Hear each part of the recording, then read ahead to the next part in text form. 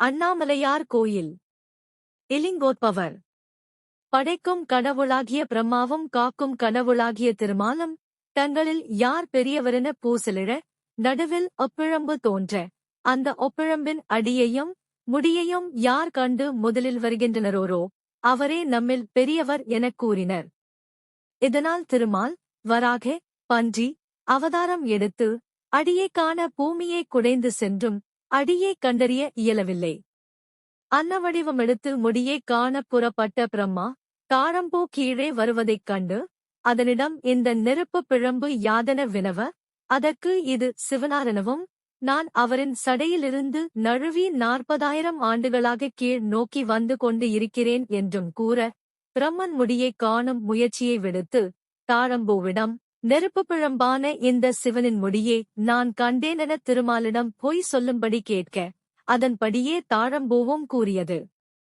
தன்னால் கண்ணறிய இயலவில்லையென பிரம்மரிடம் கூறிய திருமாலிடம் நீ எனக்கு ஒரு குழந்தைக்கு ஒப்பானவனெனக் கூறி எள்ளி நகையாட இதனால் ருத்திரமுற்ற சிவன் பிரம்மரிடம் பத்மகர்ப்பத்தில் நீ திருமாலின் உந்திகமலத்தில் பிறப்பாயெனவும் உனக்கு புவியில் தனி ஆலயம் அமையாது எனவும் பொய்ச்சாட்சி கூறிய தாழம்பூவிடம் நீ இனி எனது வழிபாட்டில் பயன்படமாட்டாயெனவும் உரைத்தார். தான் தவறினை உணர்ந்து மன்னிப்பு கேட்ட தாழம்பூவிடம் நான் எனது பக்தைக்காக புவியில் குழந்தையாக அவதரித்த உத்திர கோசமங்கை எனும் திருத்தலத்தில் மட்டுமே பயன்படுவாயெனவும் உரைத்தார். பிரம்மர் தன்னிடம் மன்னிப்பு கேட்டதால் அவருக்கு வழிபாடு நிகழ்வதற்காகவும் திருமாலால் தனது அடியைக் கண்டறிய இயலாததால் திருமாலை சிறியவரென உரைப்பார்களென்பதால் கருணாமூர்த்தியான சிவன் உடனே நாம் மூவரும் ஒருங்கிணைந்து சிவலிங்கமாகலாமென உரைத்தார். அதன்படியே அடிப்பாகம் பிரம்மராகவும் நடுப்பாகம் திருமாலாகவும் மேல்பாகம் சிவனாகவும் மாறி வேதங்கள் புகழும் சிவலிங்கம் தோன்றிய நாளே மகா சிவராமன் நாளாகும். மலை வலம். திருவண்ணாமலையில் மலையே சிவபெருமானாக கருதப்படுகிறது. எனவே கோயிலில் இறைவனை வலம் வருதலைப் போல மலையை வலம் வரும் வழமை இங்குள்ளது. மலையைச் சுற்றி வர 2 வழிகள் உள்ளன. மலையை ஒட்டிச் செல்லும் வழியில் பாறைகள் முட்கள் மிகுந்த கடின பாதையாக அமைந்துள்ளது.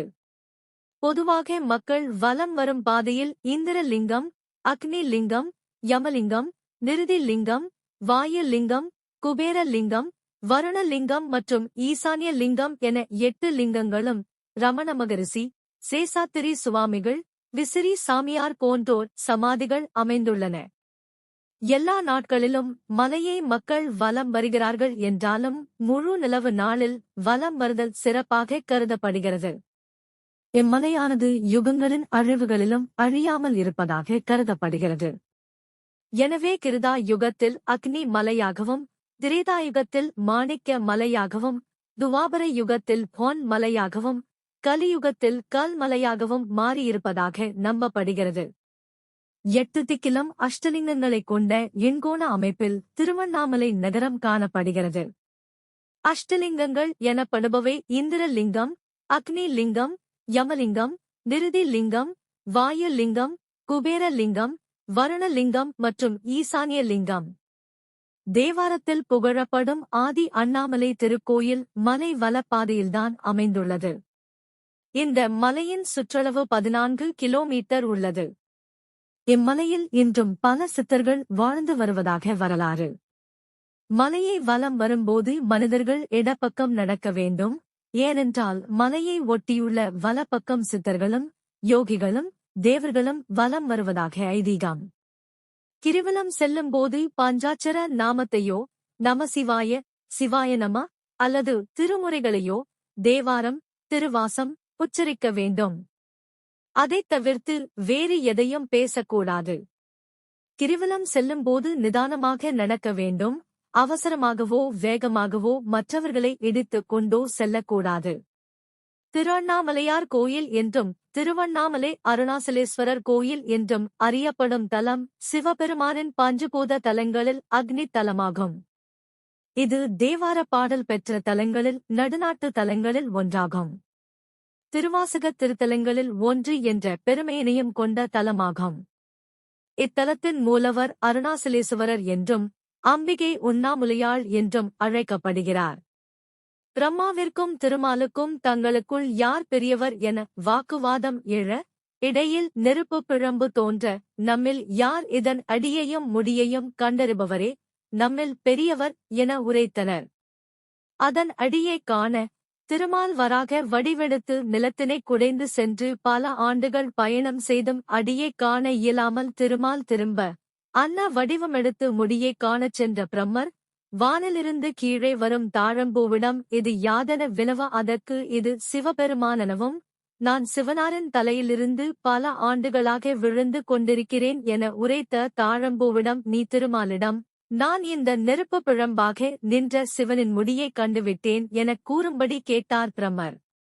தன்னால் அடியை கண்டறிந்தளக்க முடியாததை ஒப்புக்கொண்ட திருமாலிடம், பிரம்மன் நான் பகிரதனுக்காக ஆகாயகங்கையை தனது செஞ்சடையில் தாங்கி சிவகங்கை என பெயர் மாற்றிய சிவபெருமானின் முடியை கண்டுவிட்டதாகவும், அதற்கு இந்த தாழம்பூவே சாட்சி என உரைத்தும் நீ எனக்கு ஒரு குழந்தைக்கு ஒப்பானவனெனக் கூறி எள்ளிநகையாடியதால் ஆத்திரமுற்ற சிவன், பத்மகர்ப்பத்தில் பிரம்மன் திருமாலின் உந்தி கமலத்தில் தோன்றுவாரெனவும், தாழம்பூ சிவபூசையில் இனிமேல் பயன்படாதெனவும் உரைத்தார். தாழம்பூ தன்னிடம் மன்னிப்பு கேட்டதற்கிணங்கிய சிவன், நான் புவியில் எனது பக்தைக்காக குழந்தையாக அவதரித்த உத்திர கோசமங்கையெனும் திருத்தலத்தில் மட்டும் பயன்படுவாயெனவும் அருளினார்.